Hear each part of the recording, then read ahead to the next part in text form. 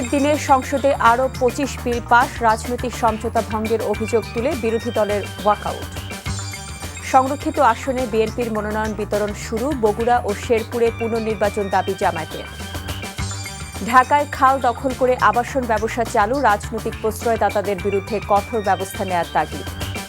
যুক্তরাষ্ট্র ইরান সংলাপকাল, পাল্টাপাল্টি হুমকি ওয়াশিংটন তেহরানের, লেবাননে ইসরায়েলি হামলা চলছে।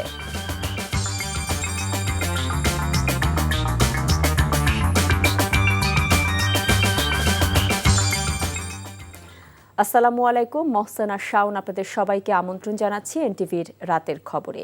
গ্রাউন্ড সিমেন্ট শিরোনাম দেখছিলেন, এবার পুরো খবর। ছুটির দিনে রেকর্ড সংখ্যক ২৫টি বিল পাশ হয়েছে জাতীয় সংসদে।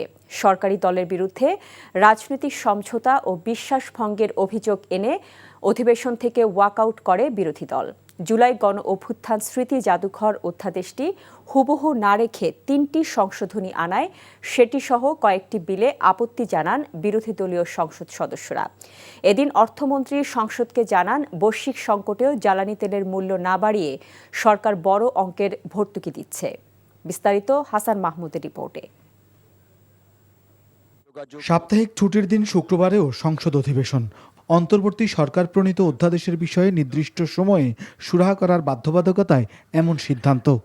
সদস্যবৃন্দ, বিলের নথিপত্র পূর্বে সরবরাহ না করা সহ বেশ কিছু অভিযোগ এনে মাগরিবের নামাজের বিরতির আগেই মূলত সরকারি দলের সাথে তর্কে জড়ান বিরোধী দলের নেতারা।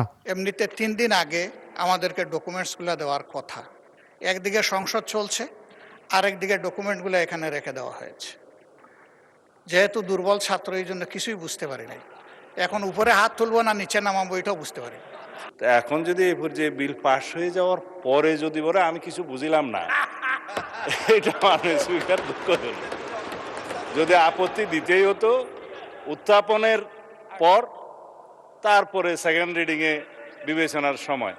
নামাজের বিরতি শেষে অধিবেশন শুরু হলে বিরোধী দল অভিযোগ করে সংসদের বিশেষ কমিটির বৈঠকের সমঝোতা না মেনে সরকারি দল সংশোধিত আকারে জুলাই স্মৃতি জাদুঘর বিল পাশ করে। প্রতিবাদে ওয়াকআউট করে বিরোধী দল। এত অসহিষ্ণু হলে চলবে না mister Abdullah. This is not Shahbag square, this is the parliament. যে আমাদেরকে আসলে ব্ল্যাক আউট করে দেওয়া হচ্ছে। ওই ব্ল্যাক আউট কেন আমরা হব মাননীয় স্পিকার?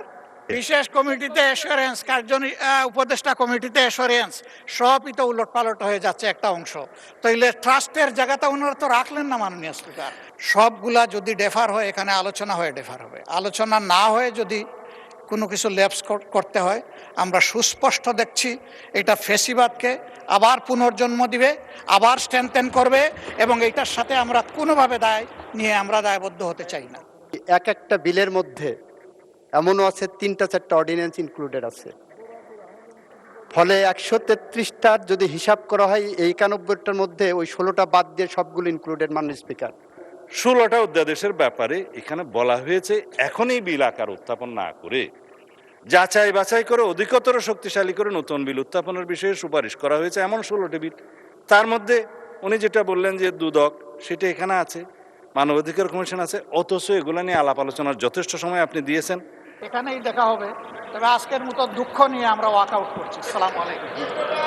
আমরা জানতে চাই দুদকের বিল আসবে কিনা, পুলিশ সংস্কার কমিশন বিল আসবে কিনা, গুম কমিশনের বিল আসবে কিনা, পিএসসির বিল আসবে কিনা, যেগুলোর সাথে প্রত্যেকটি নাগরিকের ভাগ্য জড়িত, তার নিরাপত্তা জড়িত, যেগুলা দিয়ে অতীতে ফ্যাসিজম কায়েম করা হয়েছে দফায় দফায় বাংলাদেশে।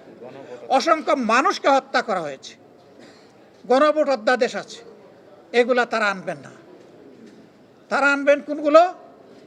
যেগুলাতে ফ্যাসিজম বহাল থাকবে। আনা বিলেই আপনারা আপনাদের আস্থা রক্ষা করতে পারলেন না, ওয়াদা রক্ষা করলেন না, আর আগামী দিনের আমাদেরকে আপনারা কমলা লেবু দেখাচ্ছেন।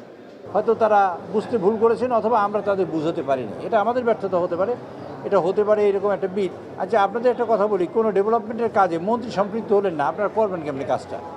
এই কথাটাই আমরা বলার চেষ্টা করেছি, যে মন্ত্রীকে সম্পৃক্ত করে কাজটা করব।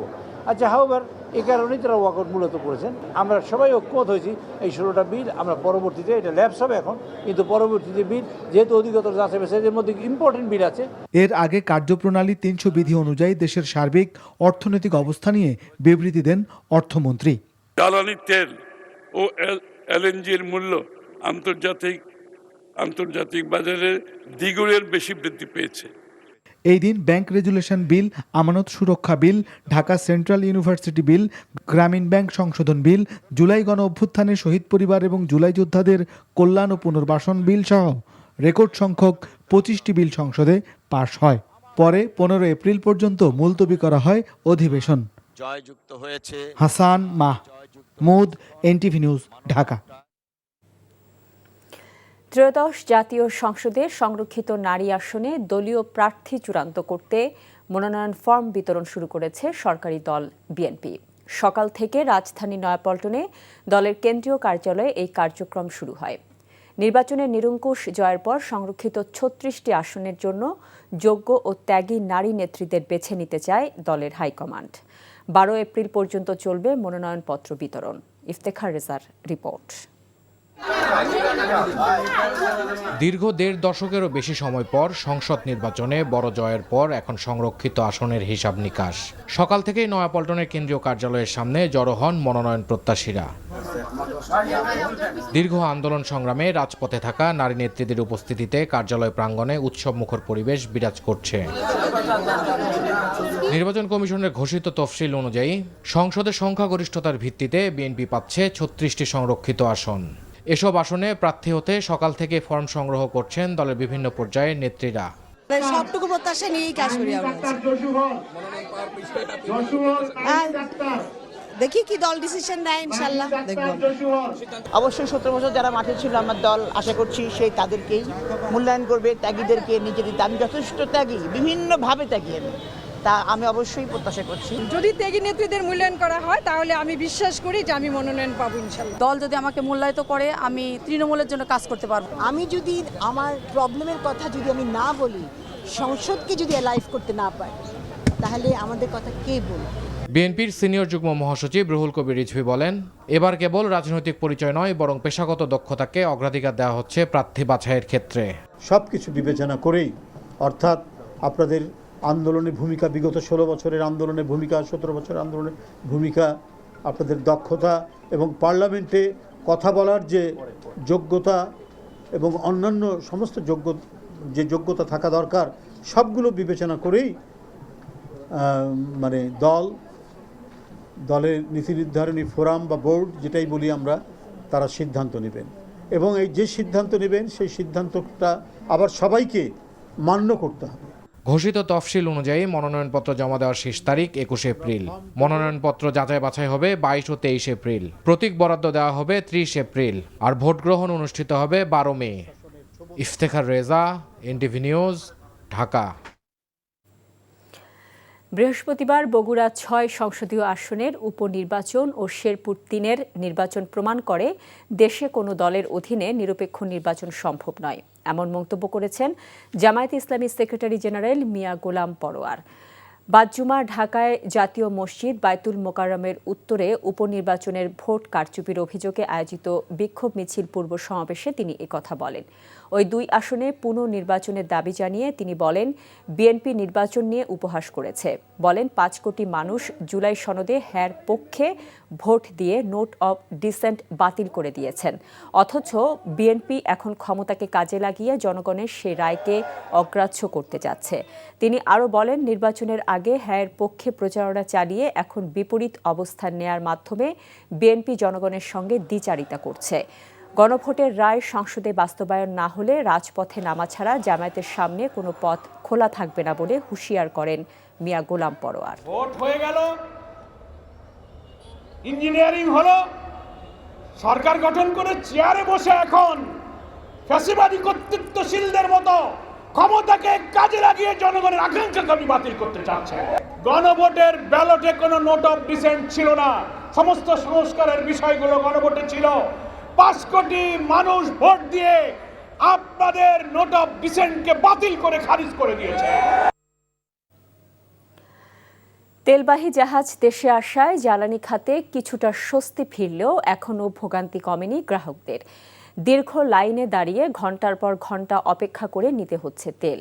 শুক্রবার সাপ্তাহিক ছুটির দিনেও লম্বা লাইন দেখা গেছে পেট্রোল পাম্পগুলোতে। এদিকে ফুয়েল পাস অ্যাপের মাধ্যমে পরীক্ষামূলকভাবে রাজধানীতে 2টি ফিলিং স্টেশন থেকে তেল নিতে দেখা গেছে গ্রাহকদের। আপেল শাহরিয়ারের রিপোর্ট। স্বচ্ছ ও আধুনিক ব্যবস্থাপনার মাধ্যমে জ্বালানি সরবরাহ স্বাভাবিক রাখতে ফুয়েল পাস অ্যাপ চালু করেছে সরকার। রাজধানীর 2 ফিলিং স্টেশনে পরীক্ষামূলকভাবে এই সেবা দেয়া হচ্ছে। তার মধ্যে বিজয় সরণি ট্রাস্ট ফিলিং স্টেশন একটি।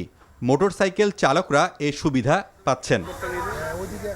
নর্মালি এমনিতে সিরিয়ালে দাঁড়িয়ে থাকলে আমি পাবো 10 লিটারও কম, আর ফুয়েল পাস ইউজ করলে আমি 10 লিটার পাচ্ছি 1200 টাকা। ফুয়েল পাসটা থাকলে আমি সরকারি লাইনে সিরিয়ালটা দিতে পারবো, তো আমার সিরিয়ালের এটাও কম থাকবে, ভোগান্তিটাও কম থাকবে। অ্যাপসের আলাদা সিরিয়াল এটা জানতাম না, এখন জনসাধারণের সাথে আসছি, কিন্তু আইসা শুনি যে অ্যাপসের এটা বেশি দিতেছে, তেলটা বেশি দিতেছে। রাজধানীর কয়েকটি পাম্পে তেল সরবরাহ স্বাভাবিক থাকলেও কিছু কিছু ফিলিং স্টেশনে সরবরাহ অনেক কম। কয়েকটি পাম্প ঘুরে তেল না পাওয়ার হতাশা জানিয়েছেন ক্রেতারা। আর তেল মিললেও 5 থেকে 6 ঘন্টা সময় নষ্ট হচ্ছে। আমার বাসা কাঁঠালবাগানে, কিন্তু আমার অফিস গুলশানে, তো আমার স্কুটি ছাড়া আসলে উপায় নাই। কিন্তু এই যে গত কয়েকদিন ধরে তেলের যে পরিমাণ সমস্যা যাচ্ছে, আমার হাজব্যান্ডেরও বাইক আছে, ও তো লাইনে দাঁড়ানো, আমি নয় এখন তেল পেয়ে গেছি। সোনার বাংলা আর হইলো তালুকদারের দ্বারা ছিলাম প্রায় আড়াই ঘন্টা পরে হুট করে বলতে আছে তেল নাই। পরে আমার গাড়িতে একদমই তেল নাই। এই অবস্থায় আমি আবার ওইখান থেকে ঠেলতে এইখানে নিয়ে আসছি। আসলে আমরা খুবই কষ্টের মধ্যে আছি। আপনারা এই প্রত্যেকটা যারা লাইনে আছে সবাইকে দেখান, সকাল 7টা থেকে লাইনে দাঁড়ানো, এখন 11:15 বেজে গেছে, এখন পর্যন্ত তেল নিতে পারিনি। মানে রাত 3টায় সিরিয়াল ধরছি মহাখালী, আপনার ওই রেলগেটের পাশের থেকে। খুবই কষ্ট। আমি মুসলমান হয়ে যে আমাদের একটু কষ্ট হলেও ইরানের জন্য জয় হয়। অতিরিক্ত চাহিদার কারণে সরবরাহে বেগ পেতে হচ্ছে পাম্প কর্তৃপক্ষকে। দিনকে দিন চাহিদা বাড়ছে বলে জানায় তারা। রাজধানীর বাইরেও একই চিত্র। তেলের জন্য পাম্পগুলোতে লম্বা লাইন। রাজশাহী, খুলনা, সিলেট সহ সারা দেশেই প্রায় একই অবস্থা। জ্বালানি তেলের সরবরাহ স্বাভাবিক রাখতে সরকার বিভিন্ন উৎস থেকে তেল আমদানির চেষ্টা করেছে। এরই মধ্যে কয়েকটি তেলবাহী জাহাজ বন্দরে ভিড়েছে। Apel Shahriar, NTV news, Dhaka. আগামী 15 এপ্রিলের মধ্যে জ্বালানিবাহী আরও 5টি জাহাজ এলপিজি ও এলএনজি নিয়ে চট্টগ্রাম বন্দর জলসীমায় এসে পৌঁছার কথা রয়েছে। এই জাহাজগুলো আসছে ইউএসএ, মালয়েশিয়া ও অস্ট্রেলিয়া থেকে। চট্টগ্রাম বন্দরে প্রতিদিনই আসছে একের পর এক আমদানিকৃত জ্বালানিবাহী জাহাজ। এসব জাহাজ থেকে অগ্রাধিকার ভিত্তিতে চলছে তেল খালাসের কাজ। চট্টগ্রাম বন্দর কর্তৃপক্ষ জানিয়েছে, গতকালও জ্বালানিবাহী 3টি জাহাজ অবস্থান করে জেটি এবং বহির্নগরে। হাম উপসর্গের সর্বশেষ 24 ঘণ্টায় আরও 7 শিশুর মৃত্যু হয়েছে। আক্রান্ত হয়ে হাসপাতালে ভর্তি হয়েছে 674 শিশু। রাজধানী ঢাকার মহাখালী ডেডিকেটেড হাসপাতালে গত 25 দিনে 9 শতাধিক শিশু ভর্তি হয়েছে, যাদের 70% শিশুই সুস্থ হয়ে বাড়ি ফিরেছে। রোগীর অতিরিক্ত চাপে চিকিৎসা দিতে গিয়ে হিমশিম খেতে হচ্ছে রাজধানীর হাসপাতালগুলোকে। হামের উপসর্গের বিষয়ে জ্ঞান না থাকার কারণে এ রোগের প্রাদুর্ভাব বেড়েছে বলে মত চিকিৎসকদের। তামজিদ সুমনের রিপোর্ট। ফুলের মতো নিষ্পাপ এসব শিশুর সীমাহীন কষ্ট। শরীরের কষ্ট প্রকাশ করার একমাত্র মাধ্যম চিৎকার করে কান্না। আর এসব শিশুর না বলা কষ্টের পরিণাম ভোগ করছেন অসহায় বাবা মা। দুধের সন্তান কখন হামে আক্রান্ত হয়েছেন তাও বোঝেননি মা। টানা জ্বর আর শরীরের র্যাশ দেখে বুঝলেন শিশুর চিকিৎসা দরকার। হাসপাতালে আনার পর জানলেন শিশুর হাম হয়েছে। 8 দিন 7 দিনের জ্বর ছিল, কোনো খাবার খাইতো না, মুখে ঘা হয়ে কোনো লড়াচড়া নাই, অনেক তাপ। 12 দিন জ্বর ছিল, জ্বর চলে গেছে। জ্বর চলে যাওয়ার পর 2 দিন পরে কালকে আবার জ্বর আসছে, এখন আবার জ্বর আছে। গত 15 মার্চ থেকে এখন পর্যন্ত হামের লক্ষণ নিয়ে হাসপাতালে ভর্তি হয়েছে 8000-এরও বেশি শিশু, যাদের 60 ভাগই সুস্থ হয়ে বাড়িতে ফিরেছে। এমন অবস্থায় প্রতিদিনই নতুন নতুন রোগী ভর্তি হচ্ছে রাজধানীর হাসপাতালগুলোতে। আইসিইউতে ভর্তি করা হয় ইমিডিয়েটলি, এখানে আইসিইউ সাপোর্টটা পাই। তা আইসিইউতে হচ্ছে 3 দিন থাকার পরে ছেলে মোটামুটি সুস্থ, এখন জেনারেল ওয়ার্ডে দিয়েছে আর কি। পাশের বাড়ির একজনকে জাম হয়েছে তোর, এলাপরে এই হাসপাতালের ঠিকানা লয়, মানে মিটপুরের থেকে ঠিকানা লিখে দিছে, এলাপরে যে ডাক্তার দেখাইলাম, এলাপরে কিছু হাম রোগ। অতিরিক্ত রোগীর চাপ সামলাতে হিমশিম খাচ্ছেন চিকিৎসকরা। বলছেন, হামের উপসর্গ দেখা দিলে নিকটস্থ চিকিৎসকের পরামর্শ নিতে। এই চাপটা সামলাতে আসলে খুব হিমশিম খেতে হচ্ছে। ফিল আপ হয়ে যাওয়ার পরও পেশেন্ট পাচ্ছি আমরা আইসিইউতে নেওয়ার মতো। তো সেক্ষেত্রে আমাদের যখন বেড ফিল আপ হয়ে যাচ্ছে তখন দুর্ভাগ্যবশত তাদেরকে আমার রেফার করে দিতে হচ্ছে আর কি। আমের রোগীটা আসলে যে দেখতে আসছে সে নিজেও আক্রান্ত হয়ে যেতে পারে, সে ডিজিজটা স্প্রেড করতে পারে। সতর্ক থাকতে হবে, এখন সময় মতো ব্যবস্থা নিতে হবে। অবশ্যই একজন নিকটস্থ যে কোনো ডাক্তারের কাছে যান, শিশু বিশেষজ্ঞ না পান এমবিবিএস ডক্টরের কাছেই যান। আপনি আগে বুঝে আসুন যে আপনার শিশুর মধ্যে হাসপাতালে ভর্তি হয়ে সেবা নেওয়ার মতো বিপদ চিহ্নগুলি আছে কিনা। হাম আক্রান্ত রোগীকে আলাদা রেখে চিকিৎসা দেওয়ার পরামর্শ দিয়েছেন চিকিৎসকরা। Tamjid Suman, NTV news, Dhaka. বান্দরবানের নাইখাংছড়ি সীমান্তে অভিযান চালিয়ে পরিত্যক্ত অবস্থায় 5টি মাইনসহ বিভিন্ন বিস্ফোরক সামগ্রী উদ্ধার করেছে বর্ডার গার্ড বাংলাদেশ বিজিবি। বিকেলে কক্সবাজারের রামু বিজিবি হেডকোয়ার্টারে প্রেস ব্রিফিং করে এ তথ্য জানিয়েছে বিজিবি নাইখাংছড়ি ব্যাটালিয়নের অধিনায়ক লেফটেন্যান্ট কর্নেল ফয়েজ। ব্রিফিংয়ে তিনি জানান, বৃহস্পতিবার বিকেলে নাইখাংছড়ির সীমান্ত পিলার 53 ও 54 এর মধ্যবর্তী ছায়াপাড়া এলাকায় অভিযান পরিচালনা করে বিজিবি টহল টিম। এ সময় একটি পাহাড়ি সীমান্ত সড়কে পরিত্যক্ত অবস্থায় সন্দেহজনক বস্তু দেখতে পান। পরে সেনাবাহিনী, বিজিবি ও অন্যান্য আইনশৃঙ্খলা বাহিনীর সদস্যরা ঘটনাস্থল থেকে 5টি এন্টি পার্সোনেল মাইন, 5টি ইম্প্রোভাইজড এক্সপ্লোসিভ ডিভাইস আইইডি, একটি মেটাল ডিটেক্টর, একটি সোলার প্যানেল সহ মোবাইল ফোন, পাওয়ার ব্যাংক ও বেশ কয়েকটি সিভিল পোশাক উদ্ধার করে। অন্যদিকে 22 ফাঁড়ি আমবাগান এলাকায় পৃথক অভিযানে বিপুল পরিমাণ দাহ্য রাসায়নিক পদার্থ উদ্ধার করে কক্সবাজার 34 বিজিবির টহল টিম। মালয়েশিয়ার শ্রমবাজার দ্রুত পুনরায় চালু, স্বচ্ছ নিয়োগ প্রক্রিয়া নিশ্চিত এবং অভিবাসন ব্যয় কমানোর বিষয়ে একমত হয়েছে কুয়ালালামপুর এবং ঢাকা। বাংলাদেশ ও মালয়েশিয়ার মধ্যে অনুষ্ঠিত দ্বিপাক্ষিক বৈঠকের পর যৌথ বিবৃতিতে এ বিষয়ে উল্লেখ করা হয়। বিবৃতিতে আরও বলা হয়, দীর্ঘদিনের পারস্পরিক সহযোগিতার ধারাবাহিকতায় উভয় দেশ নিরাপদ, সুশৃঙ্খল ও নিয়মিত শ্রম অভিবাসন নিশ্চিত করতে কাজ করবে। একই সঙ্গে মধ্যস্বত্বভোগী কমিয়ে স্বচ্ছ এবং নৈতিক নিয়োগ ব্যবস্থা গড়ে তোলার উপর গুরুত্ব আরোপ করা হয়। এজন্য প্রযুক্তি নির্ভর ও কৃত্রিম বুদ্ধিমত্তা ভিত্তিক নিয়োগ চালুর উদ্যোগ নিয়েছে কুয়ালালামপুর। এতে নিয়োগ প্রক্রিয়া সহজ হবে এবং খরচ কমবে। আন্তর্জাতিক শ্রম সংস্থার এমপ্লয়ার পে নীতির আওতায় শ্রমিকদের জন্য শূন্য খরচ নিশ্চিত করার লক্ষ্য নির্ধারণ করা হয়েছে। এই উদ্যোগ বাস্তবায়নে পূর্ণ সমর্থন জানিয়েছে বাংলাদেশ। এছাড়া আটকে থাকা শ্রমিকদের দ্রুত নিয়োগ, মানব পাচার সংক্রান্ত চলমান আইনি বিষয় নিষ্পত্তি এবং অনিয়মিত শ্রমিকদের সমস্যার সমাধানেও আলোচনা হয়েছে। গণভোটের রায় বাস্তবায়ন সহ 3 দফা দাবিতে ঢাকা বিশ্ববিদ্যালয় ক্যাম্পাসে আমরণ অনশনে বসেছেন 3 জন শিক্ষার্থী। তাদের মধ্যে 2 জন ঢাকা বিশ্ববিদ্যালয়ের এবং 1 জন নর্থ সাউথ ইউনিভার্সিটির শিক্ষার্থী। রাজধানীর রাজু ভাস্কর্যের সামনে তারা এই কর্মসূচি পালন করছেন।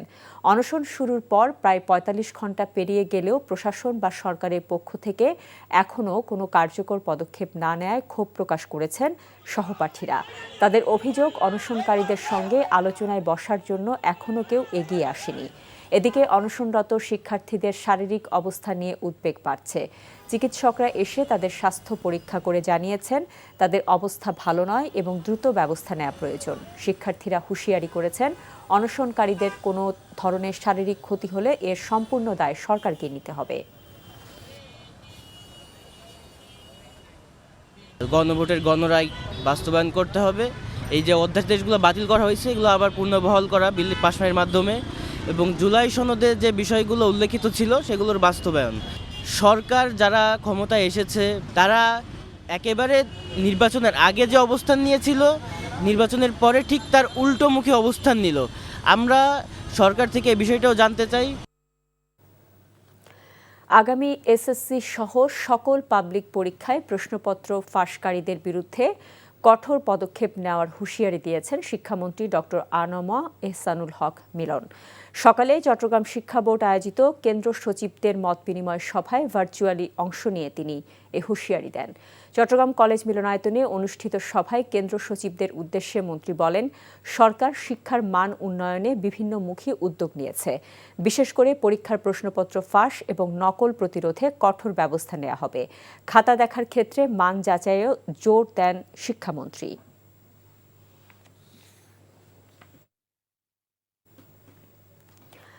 ভারী বর্ষণে আবারও তলিয়ে গেছে সুনামগঞ্জের হাওড় অঞ্চল। জলাবদ্ধতা তৈরি হয়ে নষ্ট হচ্ছে কাঁচা পাকা সোনালী বোরো ধান। এমন অবস্থায় পানি সেচের শেষ সম্বলটুকু বাঁচানোর চেষ্টা করছে চাষিরা। এদিকে হাওড়ের ৯৮% ফসল সুরক্ষিত রয়েছে জানিয়ে জেলা প্রশাসন বলছে ক্ষতিগ্রস্ত কৃষকদের সাহায্য করা হবে। সুনামগঞ্জ প্রতিনিধি দেওয়ান গিয়াস চৌধুরীর পাঠানো রিপোর্ট জানাচ্ছেন ইমরুল কায়েস। নিজেদের একমাত্র ফসল রক্ষায় মরিয়া সুনামগঞ্জের হাওড় অঞ্চলের চাষিরা। গত কয়েকদিনের বৃষ্টির পানি হাওড়ে জলাবদ্ধতা সৃষ্টি হয়ে এরই মধ্যে হাজার হাজার হেক্টর জমির ফসল পানিতে পচে নষ্ট হয়েছে। তাই যেটুকু আছে তাই রক্ষায় সর্বোচ্চ চেষ্টা। এদিকে আগামী কয়েকদিন ভারী বৃষ্টির পূর্বাভাস থাকায় কৃষকদের মধ্যে উৎকণ্ঠা কাজ করছে। হাওড় থেকে পানি সরাতে নিজেদের প্রচেষ্টায় পাম্প বসিয়ে পানি নিষ্কাশনের চেষ্টা করছেন। তবে কতদিন সোনালী ফসল বাঁচাতে পারবেন সেই আশঙ্কায় দিন পার করছেন তারা। 12টা মেশিন লাগাইছি, এই মেশিন লাগাইয়া আমরা এই পানিটারে বাইরে ফেলাইলাম। বুঝলি, আমরা আর কোনটা করবার নাই, সরকারের দূর আমরা না দেখে তা আমরা কিছু করবার কোনটা নাই। কিছু পানিটা কমতো বা বেরিমেটা খাটিয়া দেওয়া হইতো, তেমন নগর আমরা কিছু যেটা বাউরা আছিল ধানটা আমরা মনে করো কিছু পাইলাম নে। হাওড় নেতারা বলছেন, প্রশাসন ও পানি উন্নয়ন বোর্ডের গাফিলতিতে কৃষক ক্ষতির মুখে পড়েছেন। কৃষকরা ক্ষতিগ্রস্ত হয়েছেন, তাদেরকে আমরা ক্ষতিপূরণের দাবি জানাবো এবং পাশাপাশি হচ্ছে যারা অনিয়ম দুর্নীতির সাথে যুক্ত আছে বিভিন্ন প্রতিষ্ঠান এবং ব্যক্তি, তাদেরকে আইনের আওতায় আনার জন্য আমরা দাবি জানাবো। হাওড়ের ৯৮% ফসল সুরক্ষিত আছে উল্লেখ করে জেলা প্রশাসন বলছে, বৃষ্টির পানিতে ক্ষতিগ্রস্ত কৃষকদের সহযোগিতা করা হবে। প্রাক মৌসুমী বৃষ্টিপাত আছে, এর কারণে প্রতিদিনই প্রায় ৫ থেকে ১০ মিলিমিটারের মধ্যে বৃষ্টিপাত হচ্ছে। এতে হয়তো নতুন নতুন করে কিছু কিছু এলাকার জলাবদ্ধ এলাকা বাড়তেছে। ক্ষতিগ্রস্তদের সহযোগিতা করার পাশাপাশি আগামীতে যেন ফসল নষ্ট না হয় তার জন্য দ্রুত পদক্ষেপ নেওয়ার দাবি ভুক্তভোগীদের। NTV news desk. সপ্তাহের ব্যবধানে রাজধানীর বাজারে দেখা দিয়েছে ভোজ্য তেলের সংকট। মাছ মুরগির দামও কিছুটা বেড়েছে। যুদ্ধ পরিস্থিতির অজুহাতে সরবরাহ কমেছে বলে দাবি বিক্রেতাদের। তবে এই অজুহাত মানতে নারাজ ক্রেতারা। তাদের মতে ব্যবসায়ী সিন্ডিকেটের কারণেই নিয়ন্ত্রণের বাইরে তেলের বাজার। নাজিবুর রহমানের আরেকটি রিপোর্ট। তেলের বাজারে আবারও হাহাকার। ভোজ্য তেলের সরবরাহের ঘাটতিতে দাম বাড়ার শঙ্কায় ক্রেতারা। বিক্রেতারাও দিচ্ছেন তেমন ইঙ্গিত। রাজধানীর বেশিরভাগ দোকানে নেই ৫ লিটার বোতলের সয়াবিন তেল। ২-১টা কোম্পানি তেল দিচ্ছে ১ কার্টুন করে বা ২ কার্টুন করে, এটার সাথে আপনার আটা নিতে হবে, ময়দা নিতে হবে, যেটা আমার চলার মতন না। আর এমন পর্যায়ে ওরা লাভ দিতেছে ৫ লিটার তেলে মাত্র ১০ টাকা। আমার আইডিয়া ওনারা কোম্পানির তেল বাড়ানোর জন্য এই পাইতারাটা করতেছে। আমি অ্যাকচুয়ালি 5 কেজির জায়গায় দেখা গেছে যে 2 কেজিগুলো পাচ্ছি, বাট আবার সব দোকানেও আবার অ্যাভেলেবেল না। মন্ত্রী মহোদয় যদি একটু ব্যবসায়ীদের সাথে বৈঠক পরিচালনা করে, বাংলাদেশে যে মজুদ আছে তেলগুলো এগুলো ছাড়লেও মোটামুটি অ্যাভেলেবেল হয়। মাছ মাংসের বাজারও চড়া। পয়লা বৈশাখ সামনে রেখে ইলিশ মাছ বিক্রি হচ্ছে ২৪০০ থেকে ২৫০০ টাকা কেজিতে। সোনালী মুরগির দাম আকাশ ছোঁয়া। ঈদের সময় কেজিতে ১৫০ থেকে ২০০ টাকা বেড়ে বিক্রি হচ্ছে মুরগি। ঈদের পর সামান্য কমলেও ফের বেড়েছে। দেশি মুরগি ৭০০ থেকে ৭৫০ টাকা, সোনালী ৪৫০, আর ব্রয়লার মুরগি বিক্রি হচ্ছে ২০০ টাকা কেজিতে। ঈদের আগে তো দাম কম ছিল, এখন ওই যে সাপ্লাইটা নাই বিদে আর কি দাম বেশি। দেশে বেশি আছে ৭০০ টাকা। সাপ্লাই এরকম কিছু দিতেছে না, সাপ্লাই যা চাইতেছে তাই পাইতেছে। কিন্তু সাপ্লাই কোনো ব্যবধান না, কিন্তু ঘটনা কে লেগে পারছে এটা বলতে পারছে সঠিক। সব মুরগির দামই নিয়ন্ত্রণে আছে, কিন্তু সোনালী মুরগিটা, এই মুরগিটার দামটা বাদ। আলু পেঁয়াজের দাম না বাড়লেও বেশিরভাগ সবজির দাম কিছুটা বেড়েছে। জ্বালানি তেল সংকটের কারণে পরিবহন খরচ বৃদ্ধি ও সরবরাহের ঘাটতির অজুহাত বিক্রেতাদের। Najibur Rahman, NTV news, Dhaka. এই ছিল রাতের খবরে। এই খবরের ভিডিও সহ আপডেট জানতে ভিজিট করুন এনটিভি অনলাইন www.ntvbd.com। এছাড়াও এনটিভি জনপ্রিয় সব অনুষ্ঠান ও খবরের আপডেট জানতে ভিজিট করুন আমাদের ইউটিউব ও ভেরিফাইড ফেসবুক পেজ। রাত ১টায় মধ্যরাতের খবর দেখার আমন্ত্রণ রইল। এতক্ষণ সাথে থাকার জন্য সবাইকে ধন্যবাদ।